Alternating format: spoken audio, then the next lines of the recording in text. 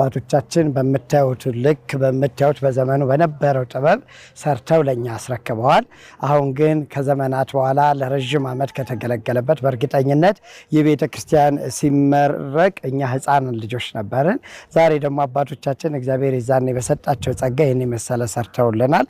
እኛ ደግሞ ዛሬ የተቀበልነውን ቤተ ክርስቲያን ጣሪያው የበለጠ በይበልጥ በክረምት ሰዓት ላይ በብዙ እንደውም በባለፈው ብዙ ቴክኒክ ኮሚቴዎች የኦርቶዶክስ አማኝ የሆኑ ባለሙያዎች አዋቅረን የተወሰነ ፍሳሽ የቆመው በዛ ምክንያት ነው። ጣሪያውን ሙሉ ለሙሉ በዶም ለመቀየር አሁን እቅዱ አለ። አሁን የምታዩት እንዳለ ጣሪያው ከላይ ያፈሳልና እሱም በኮንክሪት ለመቀየር እቅድ አለን። እንዲሁም ደግሞ በውስጡ የቅኔ ማህሌት ጥበት አለ። አገልግሎቱ በፊት በነበረው ጥበት ጊዜ ዛኔ ምን ሊሞላው ነው ተብሎ ነበር ይሄ ቤተ ክርስቲያን ሲሰራ።